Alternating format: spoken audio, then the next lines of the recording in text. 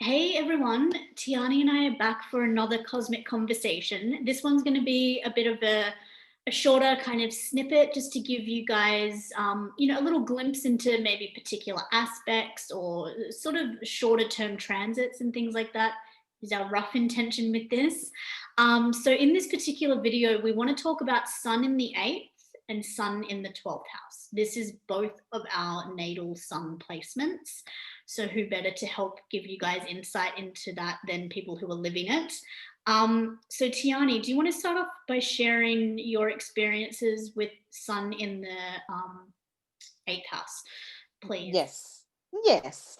Well, firstly, I want to say I love the 8th and the 12th house.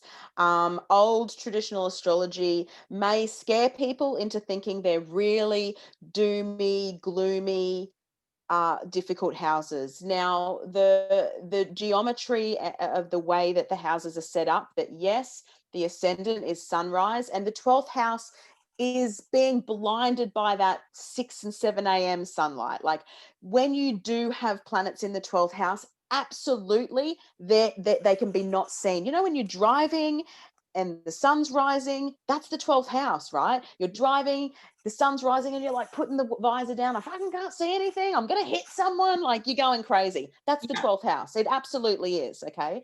Then the 8th house is like, you know, people who have a lot of planets in the 8th house, like we can walk through a dark forest in the dark and we sense things because it's a very psychic house. It is deeply spiritual, as is the 12th, as is the 4th, and I would say the 9th is very similar. Like I love the 9th house. I think the 8th and the 9th have, you know, the 8th feels like the darker component of the 9th, and the 9th is sort of like the guru light component of, you know, I love Scorpio and Sagittarius. I think that they, you know, there's something very similar aligned to them. And when I say Scorpio and Sagittarius, I mean that because Scorpio rules the 8th house and Sagittarius rules the 9th house. Pisces rules the 12th house. Now, I just wanted to say that because, yes, there is that element and old traditional texts, because I actually quite love traditional astrology, but I've done some things with it, and the 8th and the 12th house seem to be this very interesting topic that is like, oh, like it's oh, you don't want to have planets there because they're not in happy houses and all these sorts of things, especially not your sun, because your sun is who you are, right? Yeah. But for me, to be completely honest, I'm the opposite. If I do a chart and people don't have 8th and 12th houses, I'm sort of like, oh, you don't have that depth and that Yeah, understanding. Or exactly. yeah, I know. And so and I'm not saying that if you don't have planets in the 8th and 12th, like that's not good. But for me, I think that 8th and 12th houses gives a person something very different. And I also want to say, don't jump on to Google and Facebook groups that are about the 12th house, especially the 12th, because it can sometimes be this like morbid, like, oh, everything's so hard and difficult, and my life's just so hard, because that's sort of that there's this energy around it. For me, 12th house placements are like, hello, divine connection to the universe. Like it's fucking Yeah, amazing having planets in the 12th house. So yeah, I don't have my sun in my 12th house. I think and personally, I think that inner planets in the 12th would be more difficult to navigate. Absolutely. And Katie is going to share her experience with that. Even before we got on, she was talking about, you know, and she'll talk about it. And it's very fascinating about just her stature and not being seen, which is very fascinating. So I think, yes, inner planets in the 12th, Sun, Moon, Mercury, Mars, Venus. I don't have any of those in my 12th house. The yeah, outer 5 planets, I think that, to be honest, they actually are probably easier to navigate in the 12th house. They sort of sit better like a, you know, a square peg in a square hole, whereas the 5 inner planets, they're out every day. So there is this element of like not being seen or being blinded or not seeing yourself. Whereas yeah, the 8th house is different. You know, the 8th house is just has this, for me, you know, I love having my sun in the 8th house. And I only just sort of understood that the 8th house isn't seen by the ascendant. So often an 8th house sun, which, and this is what we're talking about, and also a 12th house sun can feel like they're not being seen, yeah, like realistically. And then you go and see like a big influencer's sun in the 9th house or the 10th house, and you're like, like what's the fucking, of yeah. course they've got 58 million followers. You know what I mean? Like it's just, Exactly. you can't make this shit up. It's in the chart. And And I don't, I'm not paying for followers. I don't need followers. It's not about that, but I'm just saying it's very fascinating that with, you know, people who have done a lot of work or really deep, but they've got their sun in the 8th or 12th house. And I think the 4th, we'll do a video on that. We both don't have it, but the 4th needs its own time as well. But having your sun, which is who you are, wherever your sun is, that house becomes like, you want to understand the shit out of that house. Like that house is literally where you express yourself, what you're interested in. And the 8th house is all things transformation, rebirth, death, occult, sex. And yes, I find it very fascinating that old traditional text does not associate the 8th house with that stuff. They associate the 9th house with magic. And yes, that's why I think that there's this sort of higher octave in the 9th house that, old traditional text is very much about the 8th house being business, inheritance, and tax. And I'm just like, mate, like it's the house of Scorpio. But we also must remember that traditional astrology doesn't assign signs with houses either. And I do, and I'm not saying that I teach that if you've got sun in the 8th, that it's like your sun's in Scorpio. Of course it's not. Like, it's not that. But the 8th house is the 8th sign. So it has those deep connotations around those scorpionic themes, Plutonian themes. I mean, I feel heavy Plutonian because I've got Chiron, Sun, Venus, and Mercury all in my 8th house. So I feel that very Plutonian. But would I, and it's all, and 3 of them are in Taurus. So the opposing of that is Scorpio. So I don't feel scorpionic, but I can understand those scorpionic themes. But wherever your sun is where you shine. And this is where I shine. Like I shine in magic. I shine in alchemy. I shine in honestly living to shed the layers of myself. And I don't think that there's another house that does it as well as the 8th, to be completely honest. I've read thousands of charts, thousands of books, and sun in the 8th will, and obviously there's different aspects and things like that come into other people's charts as well, who are fully into self-transformation. But the sun in the 8th, there's sort of no way out of it for a sun in the 8th. It's just like you're born, now all of a sudden you're shedding a skin, and now you're shedding it again, now you're shedding it. And I've got Pluto on my 1st as well, so I don't have any chance of getting away from that stuff. But for me, and Pluto obviously, and then the 1st house is self. So again, there's this constant shedding for me. But the sun and planets in the 8th house for me it's a deep container to be held in, and it is something that you can navigate your way with your senses, and you can, the way that you intuit your life is different to other people. Hence the reason when people don't have planets in their 8th, I'm like, oh, no planets in the 8th. I'm the absolute opposite to traditional astrologers. They go, oh God, you've got planets in the 8th. And whilst I understand the concept of not being seen because it's sort of invisible, and there's sort of that, I think I'll let Katie talk about the invisibility cloak thing, because I think that it does definitely pertain more to the 12th, but there still is this, it's the dark house, right? Yeah. So is the 4th, but this is sort of the dark house as well. It's sort of like that, it's internal. It's hell, actually. Yeah. It's Hades land. It's the underworld. So we go there, the sun shines light on that sort of stuff. We bring up taboo, we bring up secrets. We're good at bringing up and excavating the truth. Like we don't want to go, oh, this is what I'm eating for dinner, and oh, la la la la, and gossip. We want to go, what's actually really underneath all of that? So that 8th house has this very investigative, we want to get to the deeper crux of it. I want to know what you yearn for and who you are. I don't care if you make $10,000 in fucking a day of your stupid business. I actually don't give a shit about those things. And although the 8th house is also actually a very good business house, so often with a lot of planets in the 8th house, I have my own business. I'm good with my money. I'm good with other people's money. I'm good at sort of navigating money. We benefit from other people's money as well. So especially if you've got Venus there, I've got Venus there, and ultimately that can very much pertain to benefiting from my partner, like my marriage partner, which I do because my husband has always worked full time, which has given me a great platform to build my own business. So there's these benefits that you can get through other people, because so much of the chart, the 1st house is yourself, but the rest of the houses can somewhat be everyone else as well. Yeah. So stuff can be happening in the eighth house that actually isn't you. It's other people. It's your business partner or your other partner or something else that's going on, not so much just you. So say a transit is happening in the eighth house.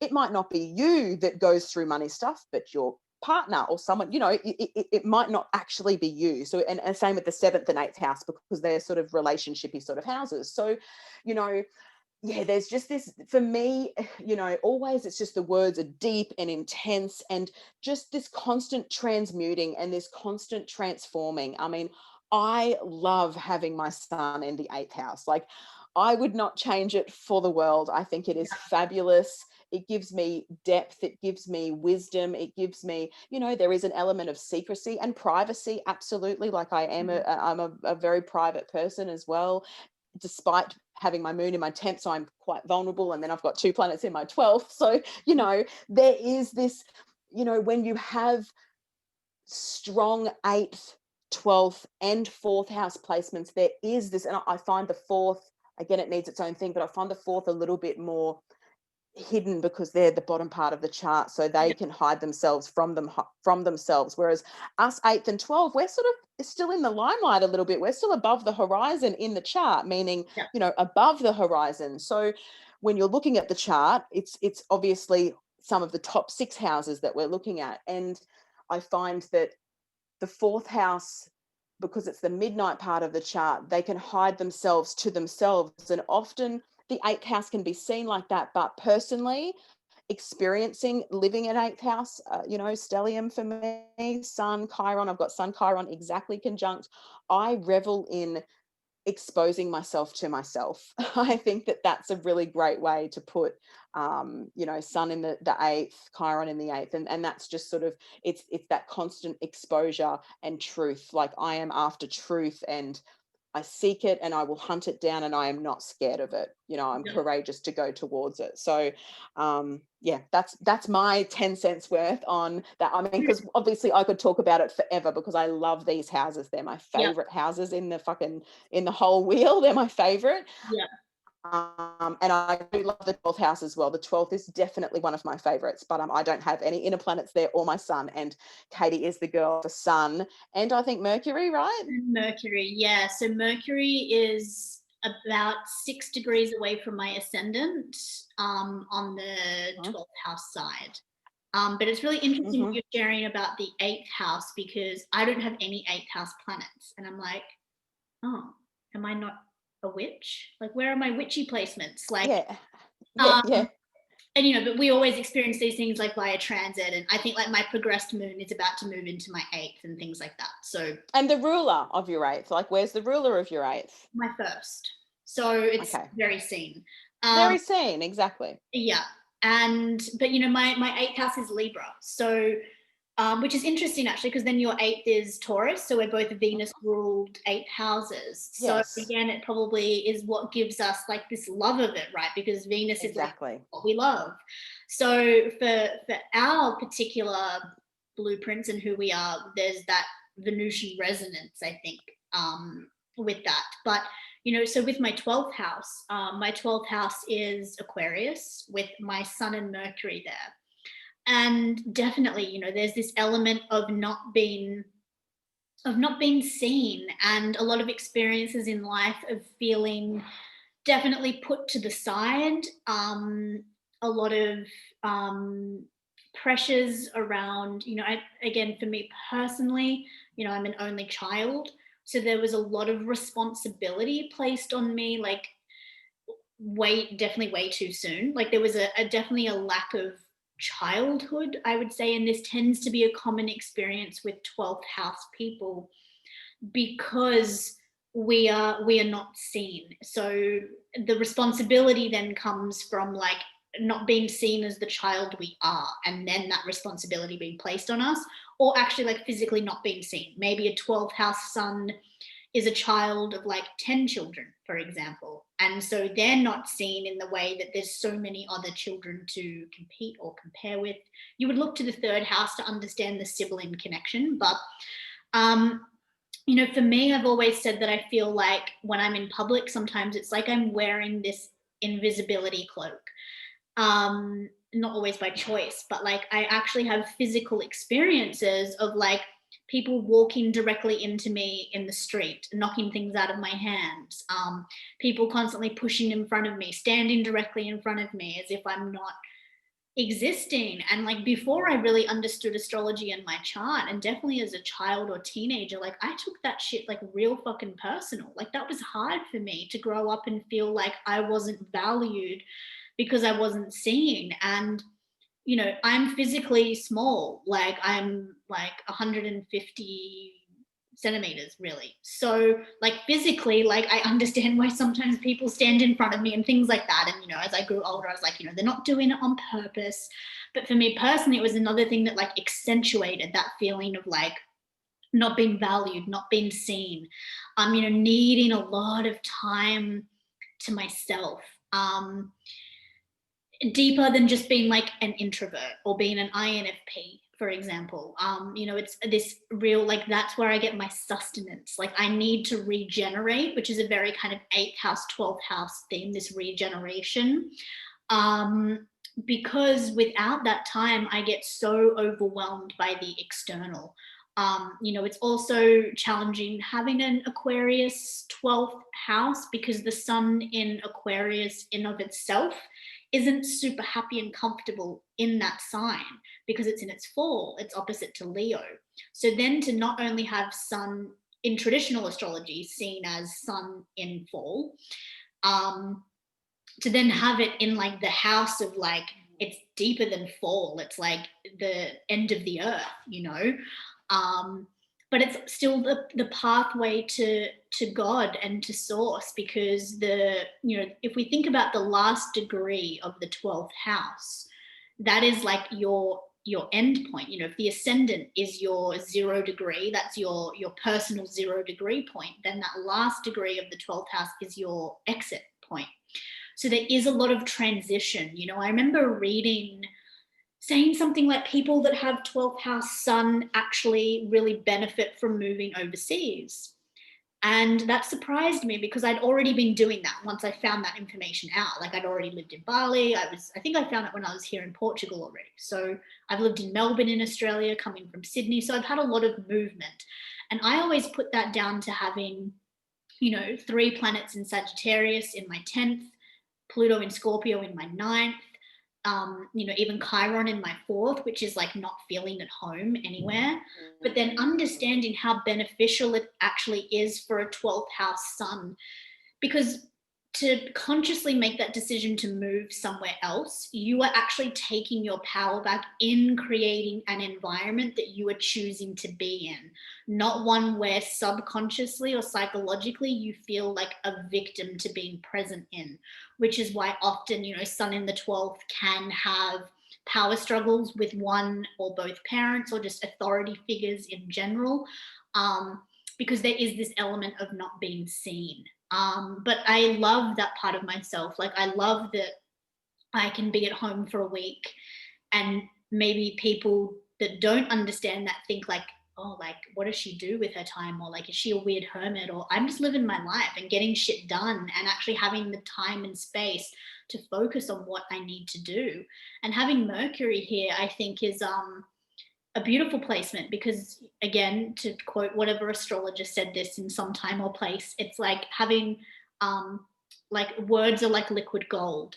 And having my Mercury in retrograde, it's hard for me sometimes to bring those words through. It's why I've shared in other videos here with Tiarnie and with you guys, like it's not easy for me to come on here and talk and record, because being seen is not always easy for me. There's an uncomfortability, there's a self-consciousness that comes in, because my identity is in a part of myself like that is, it's, we all have this part of ourselves, I think, with our 12th house that is like so locked away and deep within us that it is never truly revealed to us in our conscious awake part of our lifetime, because it is the journey of our life that helps us to unlock it. So it's never like a place of enlightenment or understanding that you get to with 12th house planets. Where I think with the 8th house, because it is the underworld, if you are able to go deep enough into the shadow and explore it, things can be revealed. Like you said, you are here to bring things to the light, but things are so deep within in that 12th house that it's not necessarily about bringing it to the light, because that naturally happens through the process of your life. It's a very unconscious pattern and experience, if that makes sense. And I don't know if you resonate with that with your 12th house planets that you have. Well, I definitely resonate with like the not being seen part, and that's obviously a bit to do with my sun in the eighth, but also I've got Jupiter conjunct Saturn in my 12th in Libra. Um, but there is that element of feeling left out, and I had to remind myself that, oh, you've invited all of those people and not me, and like, oh, okay, like there was always this constant Oh, feeling of being left out. And yeah, even still, like, I go on a bushwalk and everyone's and I'm slow and I'm enjoying like hiking up or whatever, yeah, and everyone's like together, and like, so there's all of these people together, and if I'm over here, all of a sudden it just takes me back to this, but I'm being left out, like they don't completely. care about me. Yeah, Yeah, so it's this weird, and you've got to keep reminding yourself that you're actually not being left out. The things that someone wanted to invite you to, you're going to say no to anyway, because you don't want to fucking be around anyone. that'll be a no from me, but still Yeah, ask me anyway. Like, excuse exactly. And that's me. a 12th house thing. That Yeah, is a total 12th house thing. Like, we might say no, but just ask us anyway, because we feel left out if you don't ask us, exactly. I always say to It's my friends, like, still just ask me. You know, it's going to be a no. Respect that it's a no, but like, yeah. help me feel included in the life that I don't want to live. It's weird. Yes, and I might actually say yes to something because Like, it and just shock really is everybody. rad. Like the shock of the Exactly. century, like Tiarnie or Katie showing up at something. Yeah. But Yeah.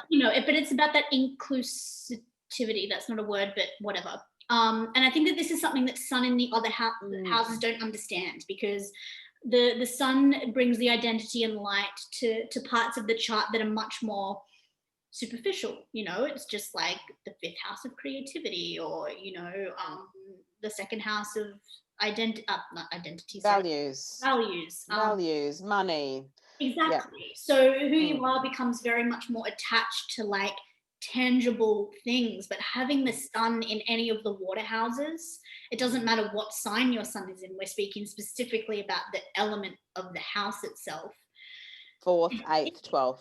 Yeah, it's a deep space. I mean, the fourth house is really like, because it's individuals born around midnight, 1 a.m. It's like the deepest part of the ocean to me. I really see the fourth house as like the darker depths of the ocean, like where there's the creatures that have like weird like little lights on their head and stuff like that. I Because actually think it'd nearly be, that like fourth house placements could nearly even feel like you can't see yourself. You wear a mask to your own self because it's pitch black. Like, at yeah, least at eight in the eighth house, the sun's setting, right? It's 3 o'clock ish. So the sun's setting. So yes, it's becoming, that's why it's the eighth house. Everything's dying. Like, the yeah, day is dying. Like, that's why it's the descendant. It's the sunrise, the sunset. So the day is dying, right? yeah, But the midnight, it's like, it's dark, it's yeah, dense, and it's the dark part of the ocean. And whilst the 12th house is ruled by Pisces, which is the ocean, it's actually sunrise. So it's more that it's blinding. And I find that, because my eldest daughter has a Leo sun in the 12th house, and I find that sun in the 12th house, and I know quite a lot of fire sign suns in the 12th house, and they can't really see themselves. They do, a lot of them, they can come and see me for readings. They just go, I don't know who I am. Like, yeah, who even am I? Like, I don't even know, because there's that element of a dissolving quality when it comes to, not from my experience, but from what I've, seen with people or read for people or have them said, have, they experience their chart. I always ask the questions. I want to know how you experience your chart. yeah, But ultimately, for similar to what you've just said, there's this sort of this dissolution to the self as well. Like, yeah, I still think that 12th house placements are beautiful, and just like you've really highlighted that, like, what you love about these 12th house placements, and yeah, this is what we want to share with people. Like, there is nothing to be scared of, but I think that until you have like, it is very, and this is why astrology is so amazing, is that you don't really ever understand someone else. Like, if you don't have a sun 12th, sun 8th, even sun 4th, like, it's you don't get that level of, even, I mean, you know, like Katie said, it's an introversion for her, but it's actually deeper than that. It is replenishing, and everyone thinks because I'm like this that I'm an extrovert, and I'm not. Like, you know, I'm not you know, but I, being by myself most of the time and not talking, Yeah. I love that. Yeah. Like, that for me is comfortable. And when you've got 10th house placements like Katie does, and like I do, I mean, she's got more in the 10th than I do, but it does become this, I'm going to be shining, I'm out in the public, but oh my God, I need to go to a cave Yeah. for like a year, and now I'll come back out, and it's this constant internal battle about that, you know. And Yeah. it's yeah, that's the thing about astrology, is when you have a placement that's the same as someone, like the sun in the 8th or sun in the, you can really sort of understand. You're like, oh, I feel you, you know, I Yeah. feel you, right? I get it. Yeah, Mm, exactly. And yeah, and yeah. that can be kind of hard. And I think it's interesting what you said about like your daughter having like a fire sun in the 12th, because I think that it's Mm, harder for fire 12th house cusps with seeing themselves, because fire as the element is naturally so, for lack of a better word, extroverted, right? It's about yeah. creation and heat and flames and passion.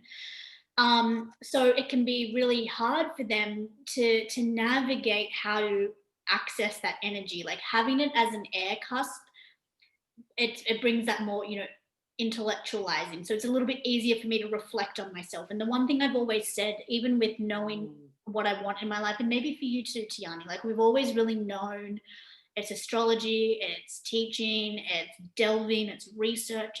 We know what we want. We were lucky. Not everyone yeah. knows when they're Yeah. 20 years old or 25 what they want to do in life. Mm, And so this is where I'm so yeah. thankful for my water house, my water house placements, because that Mm, helps me allow myself the time to reflect, where having a lot of fire in, I mean, and I'm actually fire dominant, but my fire is in my earth houses, so I'm able to ground that passion and that fire. And I need to remember my life is a slow burn. And I think that's the beauty of mm, 12th house in general too, is when you get to a point in your life, if you were a dominant in that house, is recognizing that your gift in this lifetime is your entire lifetime's worth of work. And to step away from that 10th house pressure or that societal pressure of like needing to produce, and you're not worth anything unless you have this much money or this many clients or students, or, and remembering that it's like the work that you, it's like the legacy, the work that you leave behind through that inner reflective work that you do. It's like, and that can be a bit grim and morbid to think about, right? Thinking like, am I going to be remembered more when I'm gone than when I'm present? But I think there's such beauty in that, in a poetic kind of way. Like I am honored to leave behind the work that I'm producing now, and maybe it's seen by less people in real time as I'm producing it, but knowing that what I'm creating is a true foundation that will stand the test of time beyond me actually creating it. I don't know, that's a whole other tangent a little bit. We also got our alarm because we want to do a shorter mm. episode. Um, but yeah, you know, I think the 12th house definitely, it's because it's the house of transition. It's the true, like Scorpio, yes, it's the house of death, but it's the house of rebirth. The 12th house is the house of death. It's not about regenerating in a human form, it's about transitioning to the next lifetime experience. Spirit, Spirit, exactly. next dimension. Mm, Exactly. And so there's such a strong connection for individuals with 12th house placements of living and connecting into another dimension, not needing, um, like we said, maybe plant medicine or external tools like in our other video, right? Because maybe that's why both you and I naturally feel like we don't need to explore these things as much, because we can just mm. go there anyway.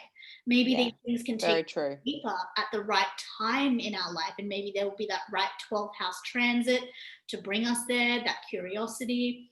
But it's not a necessity. We have it, it's like we have that portal open. We are blessed to have Mm, that portal and doorway given to us if we learn the right way. Often people with 12th house planets that don't know about these things tend to be the most closed off unspiritual people that you will ever meet, because their level of sensitivity and spiritual connection actually is so deep, but they don't know what the fuck to do with that. So they're like, It's the full escapism. full escapism into boring beige reality, right? Like that can be escapism too. It doesn't always have to be this soft, floaty, romantic kind of escapism. Like escapism can be sitting at work for 12 or 15 hours a day, doing data entry from some shitty company that you don't want to be present. And, you know, I see that so often with 12th house clients of like, that's how they cut themselves off from what they feel, because what they feel is so deep, it's too overwhelming to even go there, you know. But they often make the best, you know, therapists, and you know, same as eighth house, eighth and 12th are excellent sort of therapists, psychologists, astrologers, healers, because they're not afraid to go to those spaces that the rest of the world has been conditioned to just block out completely. So Yeah, exactly. yes. Well, I think we want to kind of just give you guys a little bit of a glimpse with this. We want to have some Yes. shorter episodes because we know we can talk. But hopefully this has given you guys an insight into, you know, your 8th and 12th house placements. And also just remember that if you don't have particular planets here, that doesn't mean that you are like lacking something in your life. It's empty houses just in general show you that on a soul level, there's less activity here in this lifetime. You will still have experiences with these houses because we embody all of the houses, but where we have a planet in a house just shows where there's more lessons to be learned. There's more richness in life to be taken. There's more energy, you know. I always say that it's more energy. Like what, you know, people go, oh, I've got empty houses, and I'm like, 10 planets, 12 houses, do the maths. Everyone's got empty houses. It's nothing to be scared of. Like everyone, I know some people that have 7 of their 10 planets in 2 houses. That's it. They're in 2 signs, so they've got pretty much everything empty. So what they need, that's where all their energy goes, right?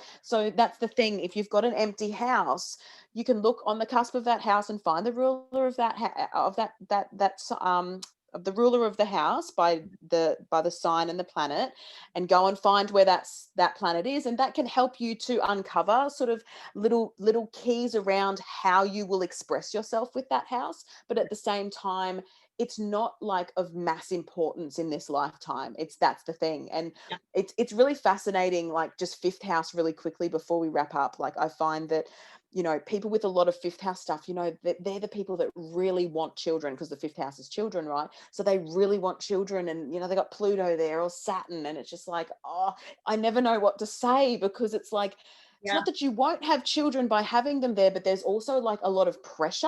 So, you know, the people that are trying to fall pregnant, and then they don't, and then they're trying, and then, but it's when they give up or they adopt or they do IVF that all of a sudden they fall pregnant naturally. But often they've got these 5th house placements, right? And I know that there's a whole astrology around barren charts, fertile charts, signs, moons. I know that I'm not trying to be a fertile astrology pregnancy person, but I also just from a house placement level, I like to look at, because I don't have anything in my 5th house, and I fell pregnant 3 times very effortlessly, very easily. You know why? Because there's no attention there. There's nothing there that sort of hooked me in. Whereas my 8th and 12th and 10th, and, you know, like the houses with planets in them, they're what you want to focus on, you know. And sometimes people are, you know, trying to focus on the houses without the planets, and you see that sometimes in charts too. Is it's like, I'm really focused on relationships, but they don't have anything in their relationship house. And just a hot tip, when you do, that's often relationship karma too. Like 6th and 7th house placements and 12th house of, you know, karmic, wherever Neptune is karmic. But there's this element of, you know, it's again square peg round hole, you know. And I'm one for, if you're meant to have babies, you will. I mean, I and I'm only speaking from experience. Like I never had that yearning. Here I am, not like, my 5th house is also ruled by Aquarius. Never a yearning for children, like ever at all. And here I am, and I'm a mother, and, you know, I've got a Cancer moon and Ceres, and I'm Taurus. So of course it makes sense, but on some level there's no planets there dictating that that's my purpose, you know. Whereas if you've got planets there, you'll probably find, oh, you know, I am a creative, I'm a genius, but I want children, you know, like you might find that. So I think that, remember that you know, pay attention to those houses that planets are in. And yeah, like Katie said, it doesn't mean you're lacking anything or missing anything if you don't have 8th or 12th house planets, or, you know, it doesn't, you're not missing anything. You know, it's just not your prime focus in this lifetime. Exactly. Mm. So, loves, on that note, that is a Yes, little bit of an insight for you into the 8th and 12th houses. And we'll be back soon for another episode. we will. Okay, bye.